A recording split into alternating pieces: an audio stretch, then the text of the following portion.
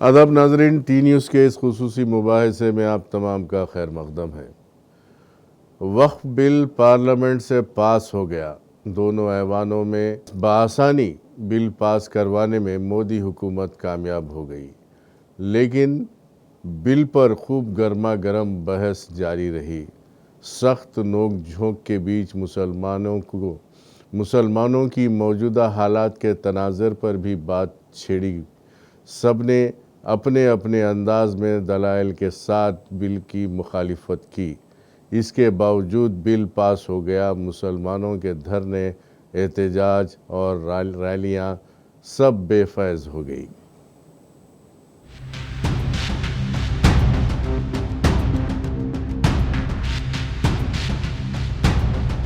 हम ही को कातिल कहेगी दुनिया, हमारा ही कत्लेआम होगा। हम ही कुएं खोदते फिरेंगे, हम ही पे पानी हराम होगा। वक्फ तरमीमी बिल 2024 बिलाखिर पार्लियामेंट के दोनों ऐवानों से पास हो गया। इस बिल को लेकर मुल्क भर में कहीं सख्त तो कहीं नर्म रवैये के साथ मुसलमानों ने एहतजाज किया। चूंकि ये मामला मुल्क की सबसे बड़ी अक़लियत की वक्फ की हुई जायदादों से मुताल्लुक था, मरकजी हुकूमत ने पूरी जिद और हरधर्मी के साथ दोनों ऐवानों में अपनी अफरादी क़ुव्वत के बल पर इस बिल को पास करवा लिया। सबसे शर्मनाक पहलू आंध्र प्रदेश के चीफ मिनिस्टर चंद्रबाबू नायडू और बिहार के वज़ीर आला नीतीश कुमार का मुसलमानों से मुंह मोड़कर एनडीए को गले लगाना था। लम्हे आखिर तक मुसलमानों को इन दोनों कायदीन से बड़ी उम्मीद थी, लेकिन दोनों कायदीन ने मुसलमानों के पीठ में छुरा घोंपने का काम किया, जिसको लेकर मुसलमान इन दोनों पार्टियों से उतना ही नाराज है जितना भारतीय जनता पार्टी से रहते हैं। बिल की तायद में एनडीए कायदीन ने जितनी शिद्दत के साथ इसकी ज़रूरत जाहिर की और ये बावर करवाने की कोशिश की कि ये बिल मुसलमानों के हक़ में बेहतर है, वहीं अपोजिशन जमातों ने, जिसमें बशमूल बीआरएस के राज्यसभा रुकन सुरेश रेड्डी ने इस बिल की मुखालिफत करते हुए भारतीय जनता पार्टी की मुस्लिम दुश्मनी पर खुलकर बात की। मैं बीआरएस पार्टी की तरफ से इस बिल के खिलाफ में ठहरा हूं sir. Chairman sir, we heard the honorable minister when he gave the gist of the bill, और मुझे जहां तक समझ में आई उनके जिस्ट में, हम समझते हैं कि जितना भी मिनिस्टर साहब ने सभा में बताया, 75% of the content can be done through an administrative process. We don't really need a bill. Minister साहब आजकल इतना तकलीफ उठाए कि शायद आप इसमें से आधा तकलीफ आप देश में 4 अलग अलग प्रांतों में, साउथ में, ईस्ट में, वेस्ट में, नॉर्थ में, आप उधर के वक्फ बोर्ड के मेंबर्स को, उधर के जो स्टेक होल्डर्स है, आप उनको बुला के आप उनसे शायद एक छोटा सा मीटिंग करके बताना चाहिए था कि भाई वक़्फ़ में ये चेंजेस की ज़रूरत है, आपको कंप्यूटराइजेशन की ज़रूरत है या नहीं तो फर्दर रिफॉर्म्स की ज़रूरत है, आपको कुछ सहायता चाहिए तो हम देने को तैयार है, एक्सपर्टाइज चाहिए, आपको इतने लाखों ज़मीन है मगर फ़ायदा सिर्फ 100 करोड़ आ रही है, हमारे पास व्यापारी का एक्सपर्टाइज है, हम आपको दिला सकते हैं, तो उससे आपके ऊपर भरोसा आ सकता है सर। इस बिल के नुकसानात और मनफी पहलुओं को नुमाया करते हुए ये अंदेशा जाहिर किया कि मोदी हुकूमत मुल्क को जमहूरियत के रास्ते से हटा रही है, जो कि मुल्क के लिए बहुत बड़ा नुकसान का सबब बन सकती है। मिसाल के तौर पर मोहिबुल्लाह साहब जिस मस्जिद के इमाम है, पार्लियामेंट के सामने मस्जिद है सर, 123 प्रॉपर्टीज में मस्जिद है, डिस्प्यूट चल रहा है। कल कलेक्टर या डिस्ट्रिक्ट ऑफिसर बोलेगा कि भाई साहब ये गवर्नमेंट प्रॉपर्टी है, स्टिकर लगा दिया जाएगा, मस्जिद बंद, गवर्नमेंट प्रॉपर्टी हो गई, होगी ना सर। अब ये बताइए, आप जब से यहां पर पूरे बीजेपी रूलिंग पार्टी हमको ज्ञान दे रहे हैं कुछ नहीं होगा, कुछ नहीं होगा, मैं दलील के साथ बता रहा हूं आपको, ये मस्जिद दिल्ली गवर्नमेंट बोलती हमारी है, वक्फ दिल्ली वक्फ बोलता हमारी है, तो सर वक्फ बाय यूजर, अगर मैं अपनी गवर्नमेंट के खिलाफ वक्फ बोर्ड वक्फ बाय यूजर इस्तेमाल नहीं करेगा तो क्या है सर। अच्छा, ये अमेंडमेंट जब हो जाएगा तो मुझे कहने दीजिए सर, सिर्फ प्राचीन मंदिरों की हिफाजत होगी, मस्जिदों की नहीं होगी।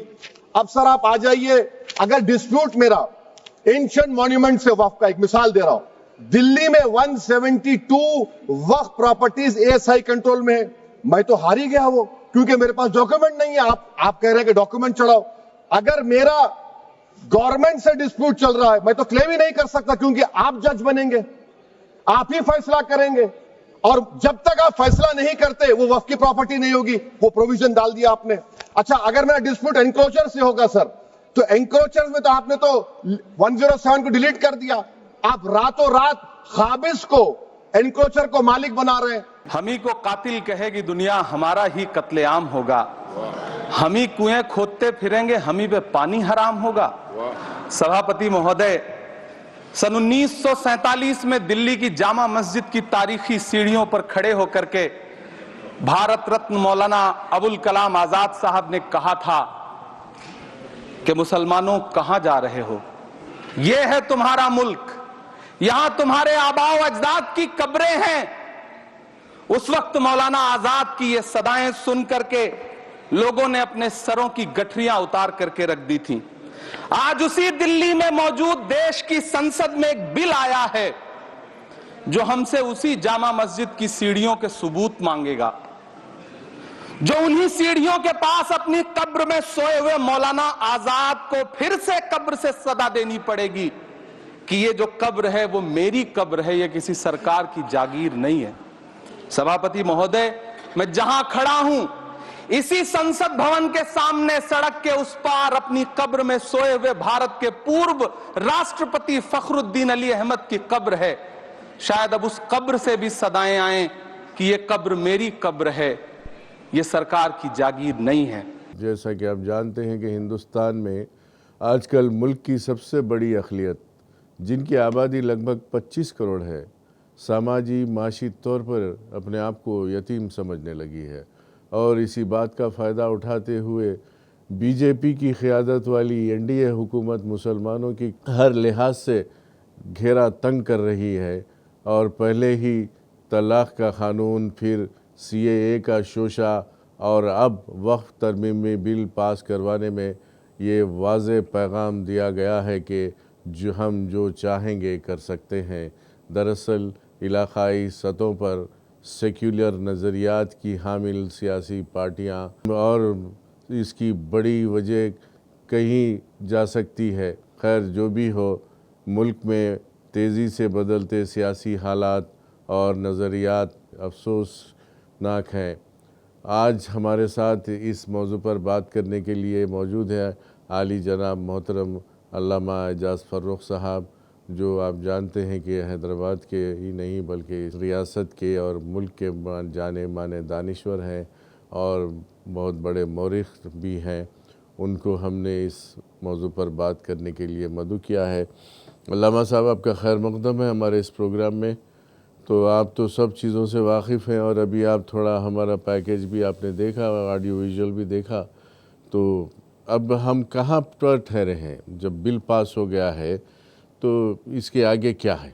बिल तो पास हो गया जी, और बहुत वाज़ेह अक्सरियत से हुआ, कम अक्सरियत से हुआ, ये मबाहिस सिर्फ एनालाइजेशन के लिए ठीक है, लेकिन बिल पास हो गया और दोनों ऐवानों में पास हो गया।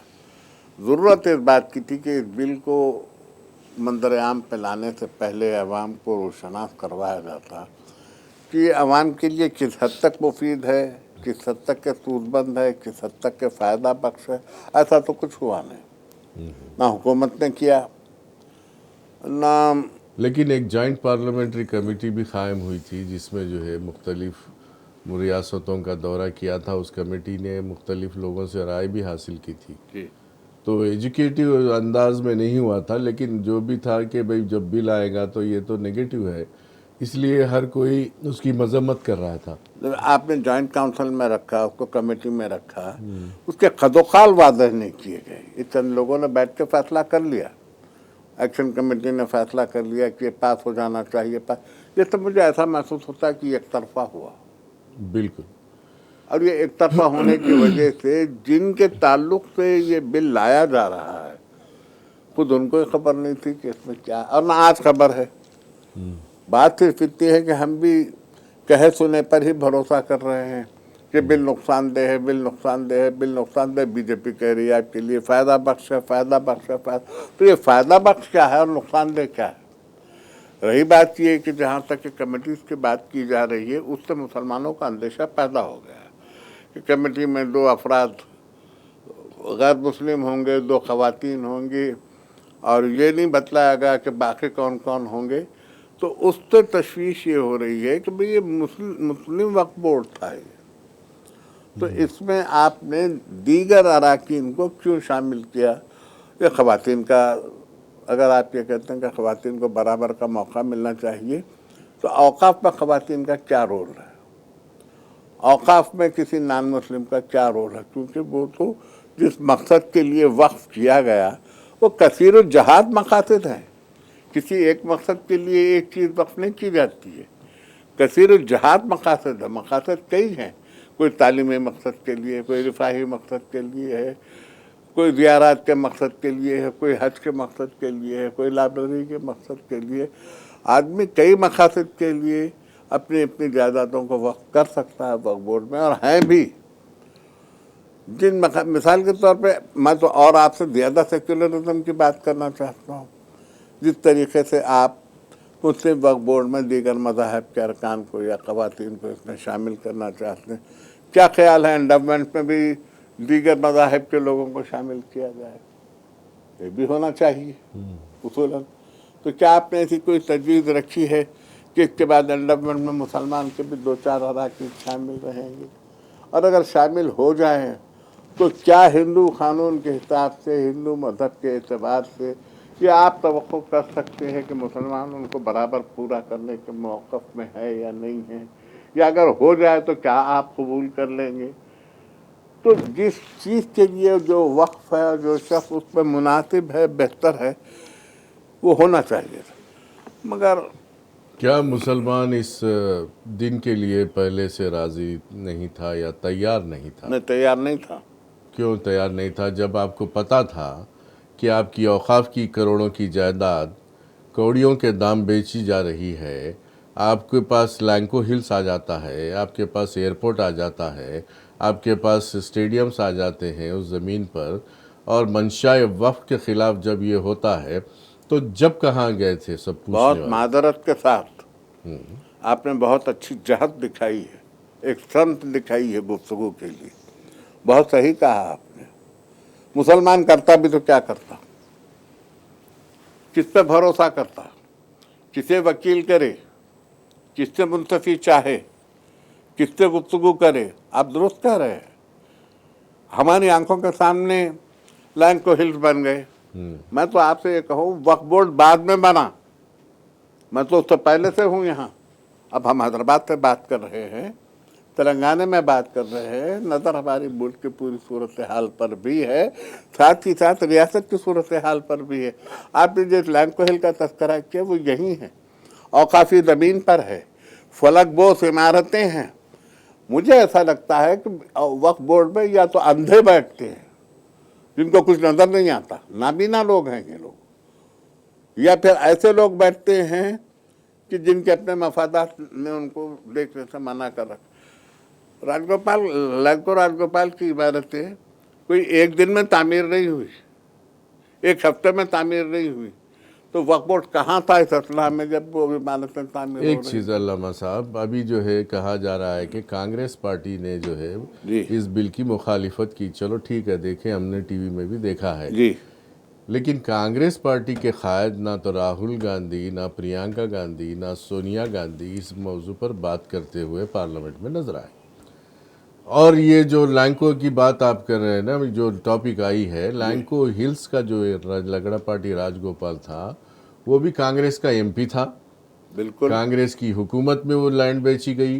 जी, अब कांग्रेस की हुकूमत में लैंड बेची गई, कांग्रेस की हुकूमत में सौदा हुआ, लैंको राजगोपाल उसके ऊपर बिल्डिंगें खड़ा करता है और रिलायंस वालों को बेच के चला जाता है, तो फिर अब आप दूसरे दरवाजे से आके आप मुखालिफत करते हैं, तो ये क्या है? तो आप यही समझ सकते हैं कि आज औकाफ के इस बिल पर एहतजाजी तौर पर गुफ्तगू नहीं करने की वजह शायद ये भी हो उन लोगों की कि गुज़िश्ता में जो कुछ भी हुआ खुद कांग्रेस में भी तो हुआ।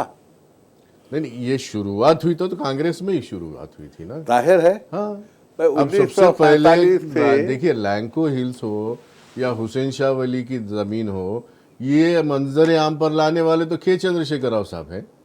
अगर वो मंजर आम पर नहीं लाते, वो केस नहीं करते, तो दुनिया गाफिल थी, किसी को पता ही नहीं था कि लैंको हिल्स की ज़मीन भी औकाफ की ज़मीन है और उस ज़मीन का ताल्लुक़ हुसैन शाह वली दरगाह से है। नहीं, केसीआर साहब ने ये किया, केसीआर साहब के लिए कि हम शुक्रगुजार भी हैं ये इत्तला पहुँचाने पर।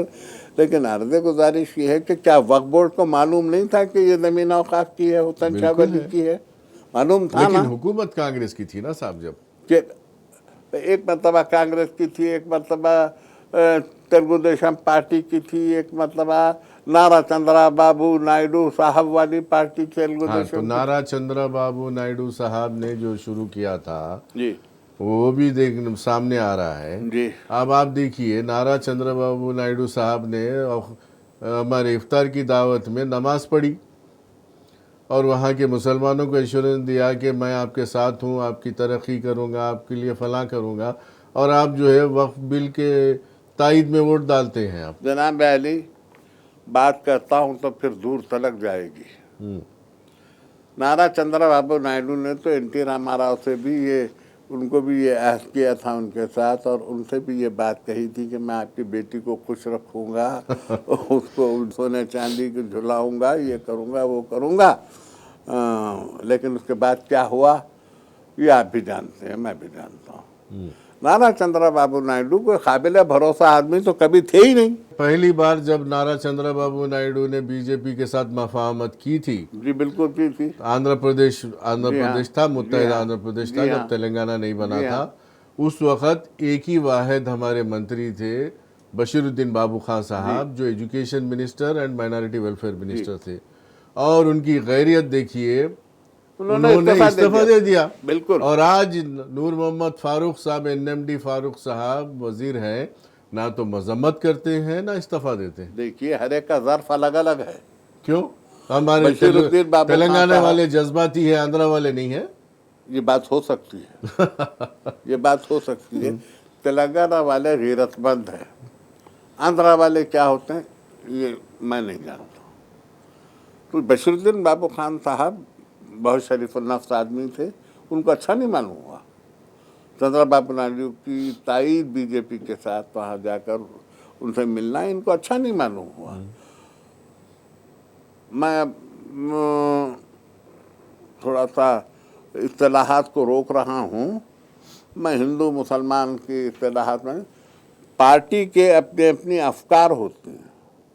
बीजेपी होगी बहुत अच्छी पार्टी किसी के लिए नहीं हो सकती है। कांग्रेस किसी के लिए बहुत अच्छी पार्टी हो सकती है, लेकिन एक तनकीद निगार के लिए तो सारे दावियों का जायजा लेके बात करना पड़ता। 1947 से लेके आज तक कांग्रेस के जो अदवार गुजरे हैं, कांग्रेस का जो किरदार रहा है, कांग्रेस के दौर में क्या क्या कुछ हुआ है, इसका जायजा लेने के बाद आप किसी एक सियासी पार्टी को, बल्कि किसी सियासी पार्टी को आसमान से उतरी हुई पार्टी नहीं बता सकते। अभी देखिए आप, तेलुगु देशम, नीतीश कुमार की पार्टी जेडीयू, ये दोनों पार्टियां अगर चाहती तो बिल पास नहीं होता था। बिल पास नहीं होता। और ये दोनों पार्टियां मुसलमानों के वोटों से इख्तिदार पे आई हुई। यही तो कहे, यही तो बात है। आपने आगाज ही में ये बात कही कि 25 करोड़ मुसलमान, शायद कुछ इससे ज्यादा ही हों। ज्यादा ही। आपने तो बहुत एहतियात से फिगर दिया है, शायद इससे ज्यादा ही हों। मैं तो मुल्क का 25% तक कहने के लिए तैयार हूं, अगर मरदमशुमारी वक्त पे हो जाए। मैं ये अर्ज करता हूं कि आप क्या लाएअमल करार देते हैं मुसलमानों के लिए? क्या करे मुसलमान? किस पे भरोसा करे? जिस पे भरोसा करता उसका ये हाल निकल आता। चंद्रबाबू नायडू सेक्युलरिज्म की तो बहुत बातें करते रहे। सर पे कोई टोपी पहन के नमाज की सफ में खड़े हो जाने से मुसलमानों का हमदर्द साबित नहीं होता। आपके सामने हैं बहुत सी टोपियां, आपकी निगाहों में हैं, लेकिन वो कितने सूदमंद हैं, कितने फायदा बख्श हैं, कितने मुसलमानों के हमदर्द हैं, ये कहना मुश्किल है। आज मुसलमान एक ऐसे दहाने पे आकर खड़ा हुआ है कि आगे कुआं है, पीछे खाई है, न इधर जा पाता है न इधर जा रहा। अभी मैं आप ही के इस प्रोग्राम के आगाज़ में ये सुन रहा था, मैं बल्कि देख रहा था कि मौलाना अबुल कलाम आज़ाद ने जामा मस्जिद की सीढ़ियों पर 1945 में खड़े होकर कहा, दूसरी सरहद के उस पार मत जाओ, मुसलमानों का खिताब करते हो। जी ये तुम्हारा वतन है, यहाँ तुम्हारे बाप दादा की हड्डियां गड़ी हुई हैं, ये तुम्हारा अपना वतन है। तकलीफ करने वाले ये कह रहे थे कि लोगों ने अपनी गठरियां सरों से उतार के रख दी। ये बात सही है, ये बात बिल्कुल सही है। ये उनका तो ये कहा हुआ है, हमारा तो ये देखा हुआ है, हमने ये मंजर देखा हुआ है। और जो हिंदुस्तान में रह रहा है सिर्फ हिंदुस्तान के लिए रह रहा है, किसी मफाद के लिए नहीं रह रहा है। लेकिन ये कैसे सियासतदानों को समझाया जाए कि इस मिल्लत के मजलूम को और मजलूम मत करो और गरीब मत करो, तुम्हारे तो पेट भर चुके, तुम्हारे तो महल बन चुके, लेकिन और गरीब मत करो। आज इस मौक़िफ़ में है मुसलमान कि वो हाशिए पे खड़ा है, मार्जिन पे, बीच का मतन कोई और है, हाशिए पे मुसलमान खड़ा हुआ है। इसकी जिम्मेदारी किस पे है? मैं आवाम से खुद भी ये जानना चाहता हूँ कि इसकी किस पे जिम्मेदारी है। लम्हा साहब, जी, मैं बोलूँगा कि ये वक्फ की ज़मीन है, जी, आप कलेक्टर हैं, जी क्या फैसला करते हैं? जनाब, बहुत अच्छा सवाल है ये और बहुत वजाहत तलब सवाल है ये। बात दरअसल ये है कि आप एक मरतबा हिंदुस्तान के मंजरनामे को देखिए। 1947 में मुल्क आज़ाद हुआ, जागीरदाराना निज़ाम था हमारे पास। उसके बाद इंतज़ाम जागीर का फैसला हुआ, अवामी हुकूमत। तो जागीरदारों ने खुद अपनी ही ज़मीन नहीं बचाई, बाकी ज़मीनों का। और ज़मीन क्या थी? कौड़ियों के मोल थी, कौड़ियों के मोल ज़मीन थी, कोई आज की तरह नहीं थी। तो उन्होंने ये किया कि जिनके पास ज़मीनें फाजिल थी, उन्होंने ये किया कि मस्जिदों के नाम, आशुर खानों के नाम, और दूर क्यों जाइए, खुद हुक्मरानों ने ये किया। हैदराबाद की हद तक के मैं ये कहूँ कि गांव-गांव अगर आशुर खाना है तो निज़ाम ने गांव-गांव उस आशुर खाने के तहत अरादी ज़मीन वक्फ कर दी। उस आशुर खाने का रिकॉर्ड नहीं है मेरे पास। आपके पास नहीं है ना?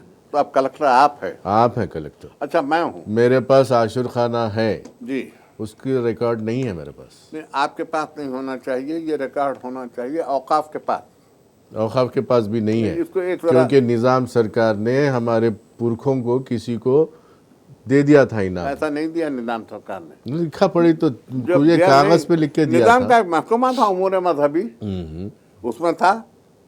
लेकिन जहाँ जहाँ मसला पैदा हुआ ये वो नहीं है, वो ज़मीन अपनी जगह पे है, उमूर मजहबी अपनी जगह पे है। मसला यहाँ पैदा हुआ कि रियासत में एक डिपार्टमेंट है, survey and settlement and land record, जो ज़मीनों की पैमाइश करके उसके पट्टे उनके नाम पे डाल देता है। जब सर्वे एंड लैंड रिकॉर्ड्स वालों ने ये किया तो उस वक्त जो ज़मीन उफ्तादा थी, खाली थी, उसको लिखा सरकारी।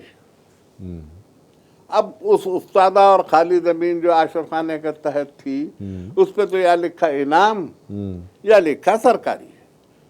अब जब सरकारी लिख दिया गया तो जिस वक्त वक्फ बोर्ड को ये चाहिए था कि वो इसकी इस्लाह करता, लेकिन वक्फ बोर्ड ने इस्लाह नहीं की।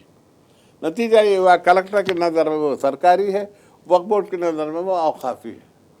ये आप राजीव गांधी इंटरनेशनल एयरपोर्ट का हिसाब ले लीजिए, वो ज़मीन बाबा शरफुद्दीन की पहाड़ी की ज़मीन है, ये वक्फ बोर्ड का ख्याल है, लेकिन कलेक्टर की नज़र में वो सरकारी ज़मीन है, मामड़पल्ली की ज़मीन है वो। तो इसके जिम्मेदार तो वक्फ बोर्ड रहा ना, और क्या नहीं किया। आज वक्फ बोर्ड के मौक़िफ़ को देखिए तो आपको पता ही चलेगा कि गुज़िश्ता वक्फ बोर्ड ने क्या नहीं किया। अगर एक के लिए, बचाने के लिए या खपाने के लिए, खपाने के लिए, और किस किस की सरपरस्ती में हुआ। अब आपने जितनी सियासी पार्टियों का नाम लिया, सबकी सरपरस्ती में हुआ ये खेल, सबकी सरपरस्ती में हुआ ये खेल। आज के दिन मसला ये है कि मुसलमान करे क्या करे। मुसलमान तो सिर्फ सुबह से उदास खड़ा हुआ है, ये पहली उदासी नहीं है। आज सारे मुल्क में एहतजाजी मुजाहरे चल रहे हैं। NRC में भी हुए, CAA में भी हुए, बिल पास होने के बाद हासिल क्या है एहतजाजी मुजाहरों का। और कुछ लोग सुप्रीम कोर्ट भी गए हैं। हाँ, ये तो सुनने में आया है, शायद शाम तक की या कल तक की खबर में मालूम हो जाएगा कि कौन सुप्रीम कोर्ट गए हैं। सुप्रीम कोर्ट का हवाला मैं हमारे पास अदालत के सिवा और चारा भी क्या रह जाता है। अब नीतीश कुमार की पार्टी में देखिए साहब, जब जैसे दो बड़े लोग दिग्गज जी, कासिम अंसारी हाँ, उन्होंने शायद आज इस्तीफा रिजाइन दिया किया, गुलाम रसूल जी, उन्होंने रिजाइन किया, जी, आरएलडी में 4 लोगों ने रिजाइन किया, 4 बड़े मुसलमान लीडरों ने रिजाइन किया। तो इसका कुछ असर पड़ेगा पार्टियों पर? नहीं, हाँ, पार्टियों पे तो असर पड़ेगा,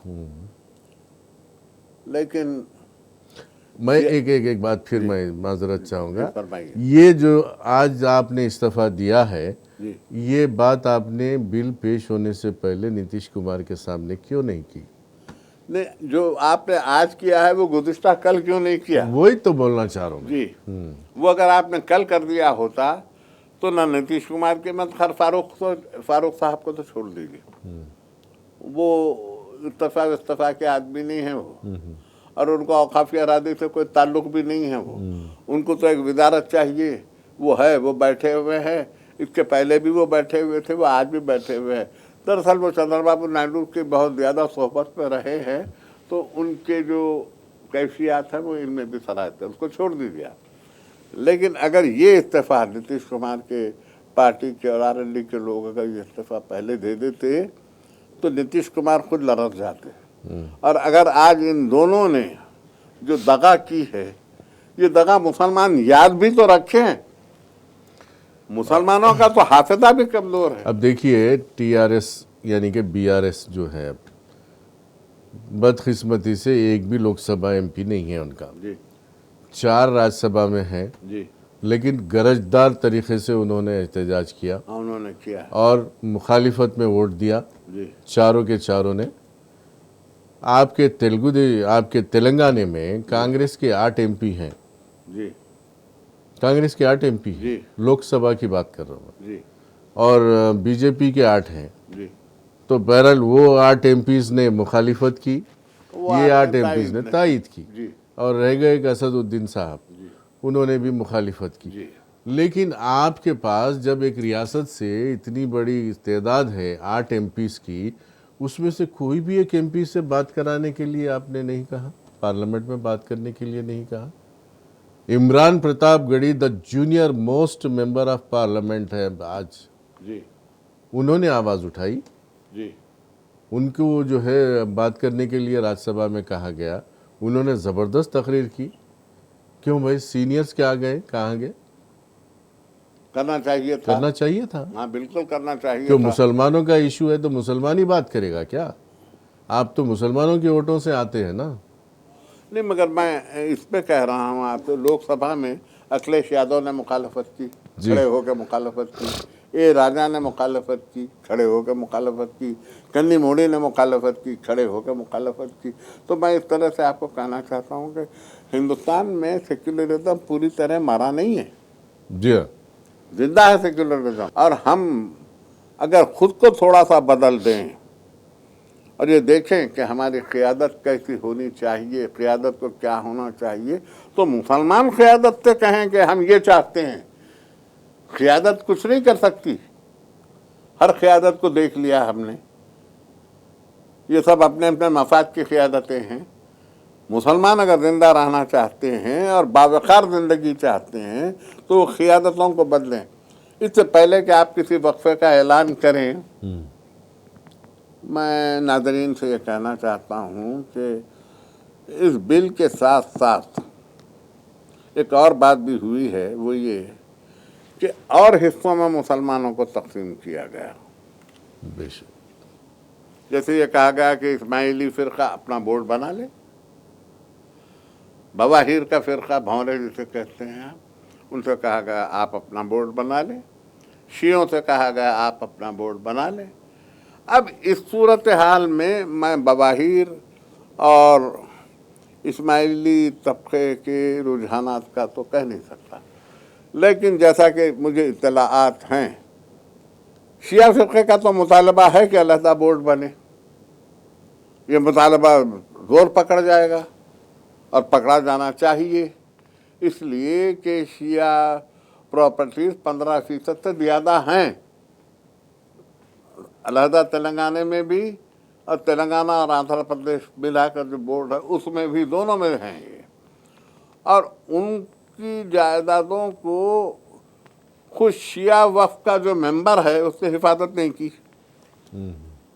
गुज़िश्ता 20 साल का रिकॉर्ड देने के लिए तैयार हूं मैं। ये जितने 7-8 साल गुजरे हैं, ये इसके पहले के 7-8 साल जो गुजरे हैं वो, उसके पहले के जो साल गुजरे, किसी ने तहफ़्फ़ुज़ नहीं किया।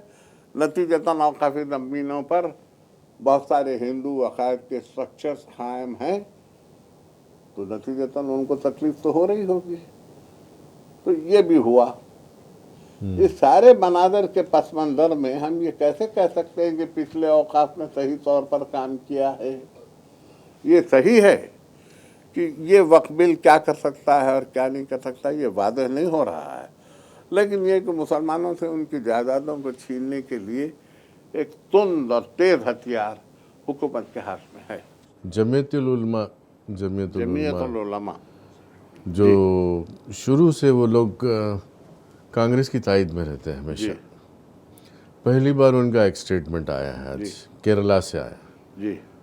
वो मजम्मत कर रहे थे, बिल की तो मजम्मत करेंगे, लेकिन उन लोगों ने क्रिटिसाइज़ किया है, मजम्मत किया है कि राहुल गांधी या प्रियंका गांधी या सोनिया गांधी ने आज बात नहीं की इस बिल के बारे में पार्लियामेंट में, उनको बात करना चाहिए था।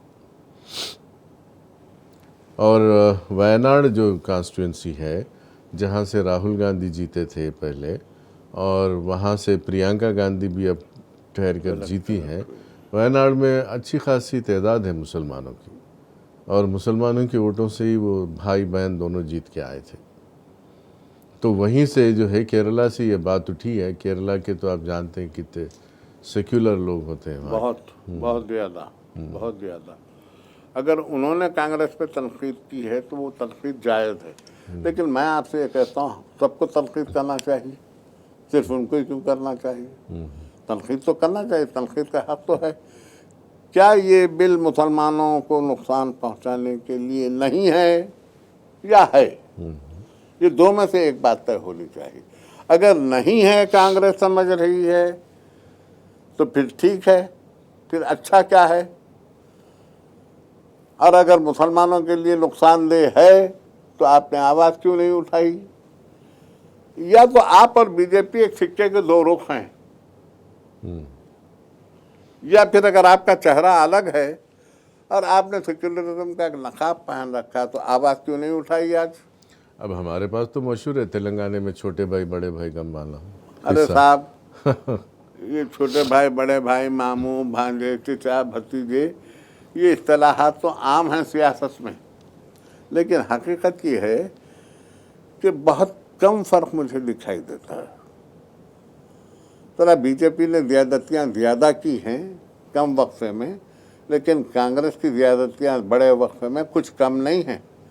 कभी आपने फिर मुझे याद किया और किसी और मौजू पे गुफ्तगू रही, मैं तो सियासी आदमी नहीं हूँ, लेकिन मैंने हिंदुस्तान को देखा है।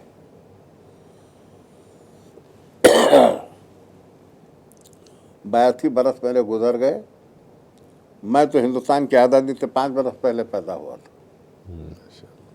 तो इस हिसाब से कांग्रेस के दौर में जितना नुकसान पहुंचा, ज़रा धीमे पहुंचा, तो दर्द आहिस्ता आहिस्ता सीने में उतरता है।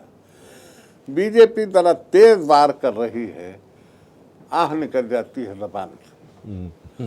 अब मुसलमानों का मसला तो ये है कि हम आह भी करते हैं तो हो जाते हैं बदनाम, वो कत्ल भी करते हैं तो चर्चा नहीं होता। ये कत्ल आम ही तो है कि अब मुसलमानों से उनकी जायदादों के हुकूक जो वक्फ की हैं, बाप दादा ने छोड़ी थी मुसलमानों के वक्फ के लिए, वो भी छीन ली। लेकिन आपका कहना भी ये सही है कि गुज़िश्ता या आज तक के भी जो वक्फ बोर्ड रहे हैं, इन्होंने कब दियानत से काम लिया? इन्होंने कब लिया दिया? एक किस्सा मुझे याद है, टिमरिस जो तेलंगाना माइनॉरिटी रेजिडेंशियल स्कूल्स हैं, जो अक़लियती तालीमी इदारे, जी अक़लियती बच्चों के हाँ, लिए, टिमरीज है ना। उसका एक किस्सा मेरे को याद है। बहरहाल मैं हुकूमत का जिक्र नहीं करूँगा। एक किसी ने सजेस्ट किया कि भाई इतनी औकाफ़ी ज़मीन आपके पास है, क्यों ना आप एक एक स्कूल को जो है 25-25 एकड़ दे देते हैं। तो उस पर जो है बात आई मंशाए वक्फ। जनाब अली, बहुत अच्छी बहस छेड़ी आपने और बड़ महल छेड़ी। देखिए, उस्मानिया यूनिवर्सिटी जब कायम हुई उसका एक सिलेबस था। क्या आज आप वही सिलेबस पढ़ा रहे हैं? आज बहुत एडवांस हो गई दुनिया। बिल्कुल। आज तो कोई चीज़ कलम से नहीं लिखी जा रही, जो कुछ हो रहा कंप्यूटर पे हो रहा है। आज जनरेशन बदल गई, सिलेबस बदल गया, दुनिया बदल गई। और आप है कि मंशा वक्फ को लिए पीट रहे हैं। ये नौबत का वक्फ, ये नकारे का वक्फ। तो क्या मंशाए वक्फ में ये था कि लैंको हिल्स को बेचा जाए? नहीं, वैसा नहीं कह रहा हूँ मैं आपको। मैं वैसा नहीं कह, लेकिन मंशा वक्फ में बराए ऊद-ओ-गुल रहे और आज ऊद-ओ-गुल की ज़रूरत नहीं है।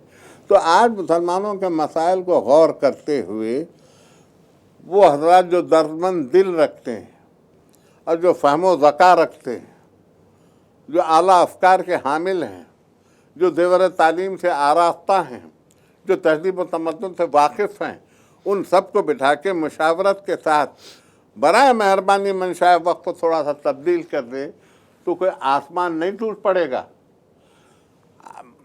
ये रज़ाक मंदिर का मंशा वक्फ है, लाइब्रेरी की आनत 10 फुट बाय 10 फुट के कमरे में 50 किताबें रख के मंशा वक्फ की तकमील की जा रही। बाकी पूरी बिल्डिंग को तिजारती अगराज के लिए दे दिया गया। ये है मंशा वक्फ की तकमील। जहाँ पे हज हाउस खड़ा है, जहाँ हज हाउस खड़ा है, भाई कम से कम आप हज को जाने वालों के लिए ये आनत कर देते। कम से कम कह रहा हूँ मैं। या बच्चों की तालीम के लिए किताबें दे देते हैं। सरकारी किताबें तो सस्ती हैं, उनको दे देते हैं।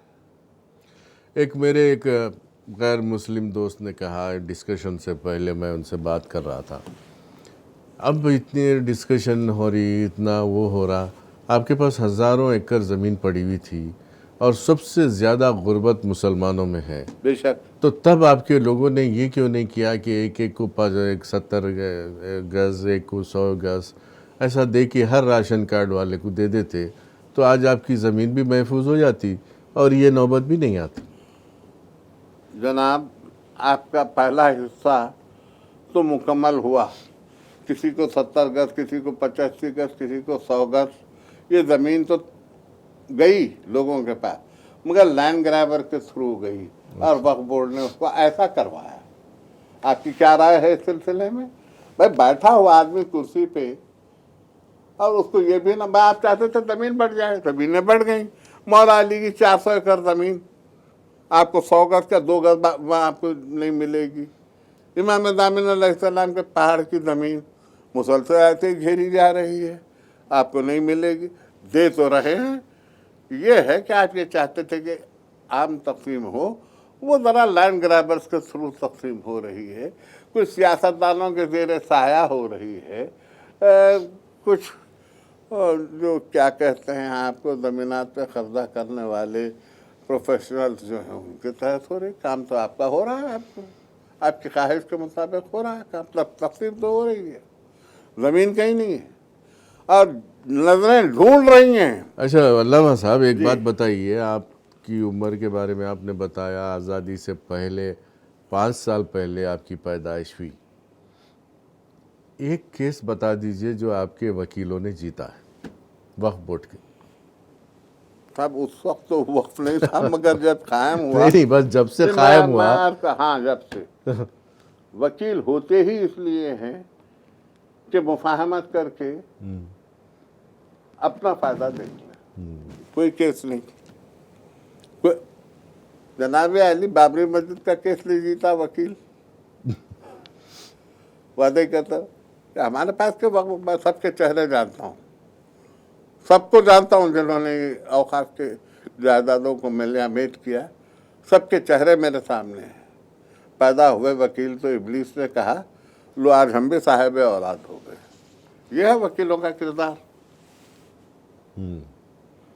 तो अब ये बिल में क्या है, वकीलों को भी रिप्लेस कर दिया गया है, वक्फ बोर्ड के वकीलों को भी हटा दिया गया है इस बिल में।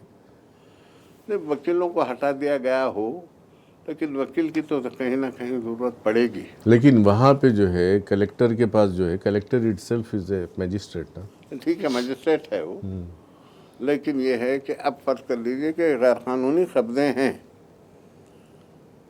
तो ये आने वाला बोर्ड भी ये चाहेगा कि ये गैर कानूनी कब्जे या तो कानूनी हो जाएं या कब्जे बर्खास्त हो जाएं।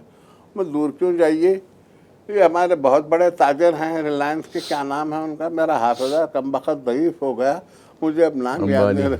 ये हाँ हाँ, वो धीरू भाई के लड़के हैं अंबानी। हाँ, उनकी पूरी बिल्डिंग खड़ी हुई है वक्फ की ज़मीन पर। मुझे नहीं मालूम कि आज वो अफसोस कर रहे हैं या ईद मना रहे हैं। अगर इस बिल से वो खुश हैं तो वो आज ईद मना रहे हैं, और इस बिल से वो अफसरदा हैं, ये समझ रहे हैं कि नहीं मुझसे ज़मीन वापस ले ली जाएगी, तो वो अफसरदा है। देखना ये है कि वो कैसे वापस लेते हैं। सेंट्रल हज कमेटी क्या सो रही थी उस वक्त? कोई तो पूछे। 25 करोड़ मुसलमानों में से एक तो खड़े होकर पूछे, वक्फ काउंसिल पूछे तो सही। इतनी बड़ी इमारत है उसकी, किसी ने पूछा ही नहीं। लेकिन एक चीज़ है साहब, इसमें जो है ये वक्फ बिल जो भी हो, आने वाले दिनों में क्या होगा पता नहीं, अल्लाह ही मालिक है, लेकिन सबके चेहरों पे से नकाब तो उतार दिया इसने। बेशक बेशक। देखिए, कभी कभी ज़लज़ले आते हैं तो हम ये समझते हैं कि हमारी बर्बादी हो गई, लेकिन यही ज़लज़ले हमारे अंदर नई ताकत भी देते हैं कि हम अपने आप से एक नई तामीर करें। जापान आपके सामने है। इसी तरीके से ये जो बिल आया है, मेरा ख्याल है एक मरतबा हम मुसलमानों को मुतनब्बह करके, उनको तंबीह करके, फिर से उनके शऊर को जगा के शायद मुत्तहिद होने की तौफीक देने के लिए आए। अगर ऐसा हुआ है तो मुबारक है। चलिए, हम तो चाहेंगे कि कम से कम अब तो सब मुत्तहिद हो जाएं, सब मिलकर एहतजाज करें, सब मिलकर आने वाले दिनों में इसका सामना करें। और दूसरा तो कोई रास्ता नज़र नहीं आता। सबको मालूम है कि इन लोगों में इत्तेहाद नहीं है, कई फ़िरक़े हैं, कई ग्रुप्स हैं, कई मसलकें हैं, लिहाजा सबको इस बात का अंदाज़ा है। लेकिन अब तो कम से कम पूरे एक हो जाएं, एक प्लेटफॉर्म पर आ जाएं, तो बिल्कुल कुछ ना कुछ हो सकता है। आगे अल्लाह मालिक है, कोई ना कोई रास्ता निकल सकता है। तो नाज़रीन, अब दीजिए इजाज़त क़य्यूम अनवर को, और मैं आपकी तरफ से, टी न्यूज़ की तरफ से अल्लामा एजाज़ फ़र्रुख साहब का तहे दिल से शुक्रिया अदा करता हूँ, जिन्होंने अपनी मसरूफ़ियत के बावजूद इतना वक्त दिया और बहुत अच्छी बातें बताई वक्त के सिलसिले में। जो तरमीमी बिल है वो क्यों लाया गया है, उससे नुकसान किसको है, फ़ायदा किसको है। अभी आप लोगों के पास सब सारे सवालात के जवाबात तो आ गए होंगे। अब दीजिए इजाज़त, मिलते हैं अगले प्रोग्राम में। देखते रहिए टी न्यूज़, तेलंगाना की दिल की धड़कन। खुदा हाफ़िज़।